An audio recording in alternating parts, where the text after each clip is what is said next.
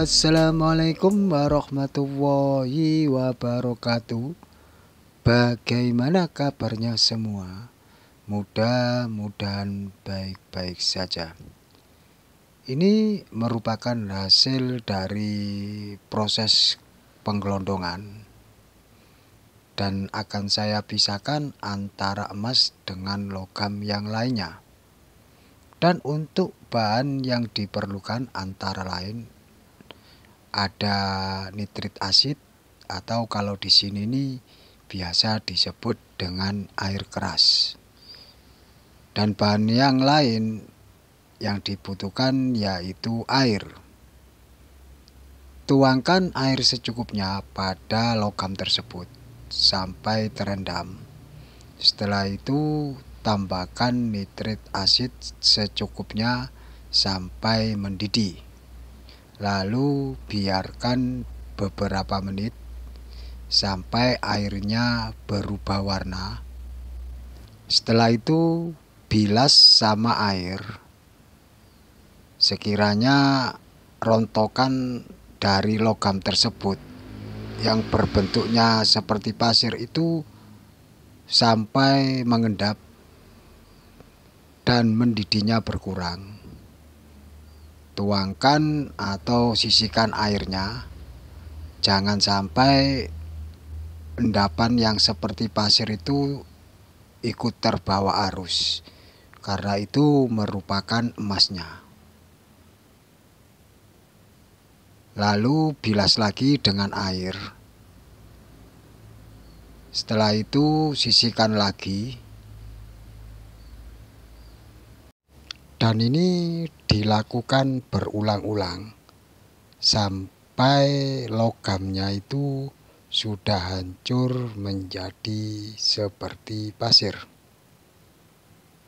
Untuk nitrit asid atau asam nitrat, dan kalau di sini nih biasa yang disebut dengan air keras, itu sangat bermanfaat sekali bagi emas dan juga dalam proses pengolahan limbah emas.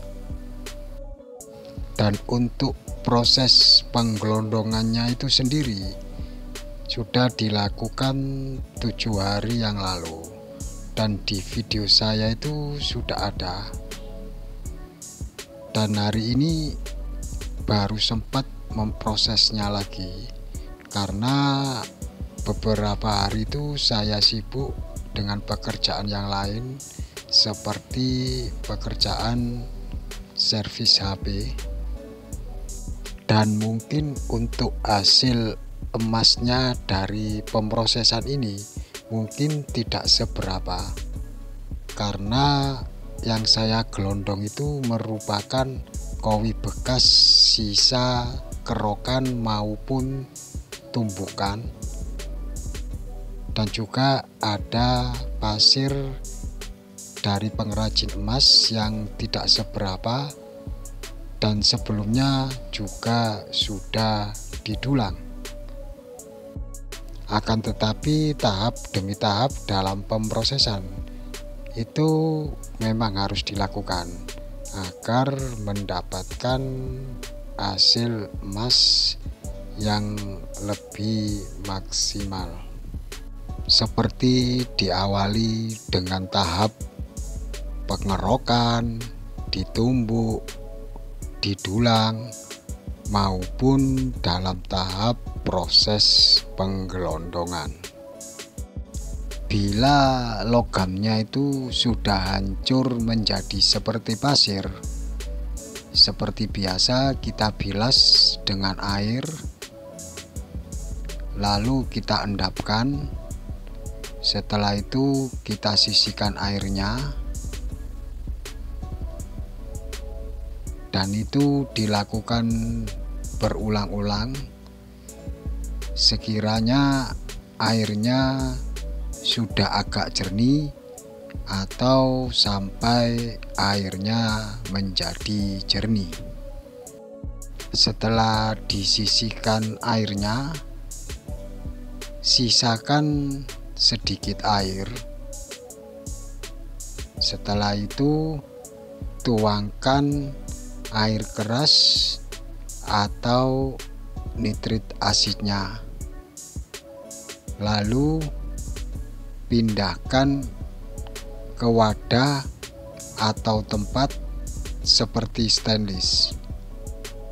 Karena ini nantinya kita masak atau kita bakar di atas api.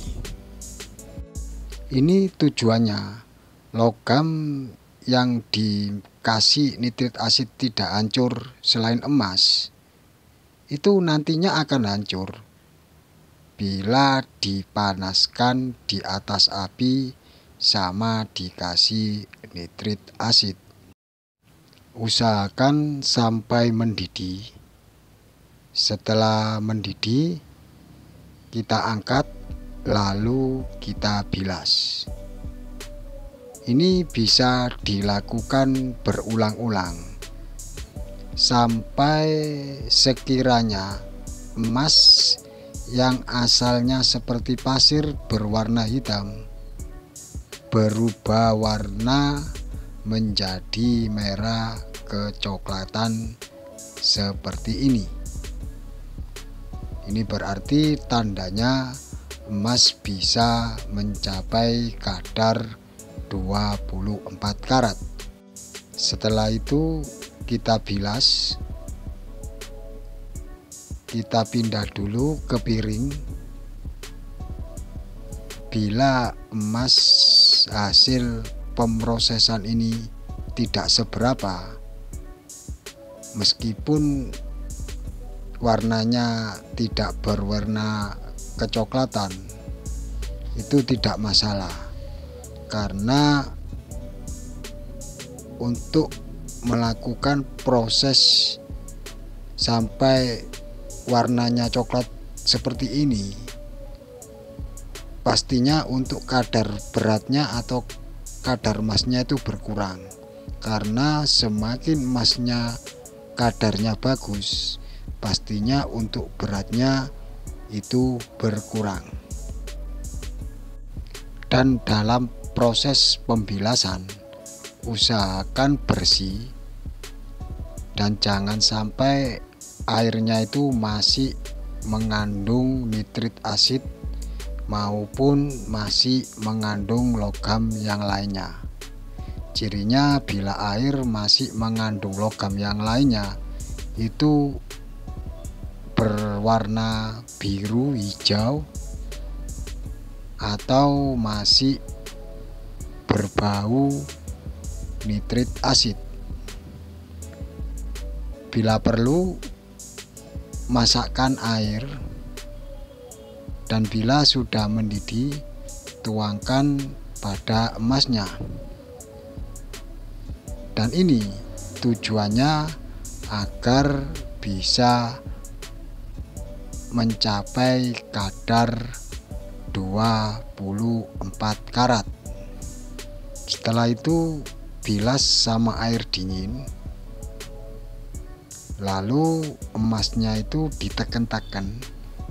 Ini tujuannya bila di dalam emas itu masih mengandung logam lain seperti tembaga ataupun perak, itu bisa keluar. Bila semuanya sudah keluar lalu bilas, bisa dipastikan hasilnya bisa maksimal dan menjadikan emas dengan kadar 24 karat. Setelah dipastikan semuanya sudah bersih dan seperti biasa, sebelum melakukan pembakaran dikasih borak dulu, atau kalau di sini nih biasa disebut dengan picar. Dalam mengasih borak untuk kadarnya itu secukupnya, jangan terlalu banyak dan juga jangan terlalu kurang. Bila terlalu kurang nanti mempersulit dalam proses peleburan atau pembakaran. Dan ini boraknya saya kasih secukupnya. Setelah itu saya pindahkan ke kowi atau mangkokan. Dan kowi atau mangkokan ini tujuannya itu sebagai alas dalam proses peleburan atau pembakaran. Selain itu, manfaat borak dalam proses pembakaran yaitu agar emas yang dibakar tidak muncrat ataupun tidak tumpah. Setelah tahap demi tahap dilakukan, dan untuk proses akhir yaitu peleburan atau pembakaran. Tapi sebelum saya bakar ini, saya kasih borak atasnya. Setelah itu saya buang dulu airnya agar dalam proses pembakaran nanti itu tidak muncrat ataupun tumpah. Dan ini saya bakar. Setelah saya bakar, dan untuk hasilnya bisa Anda perhatikan.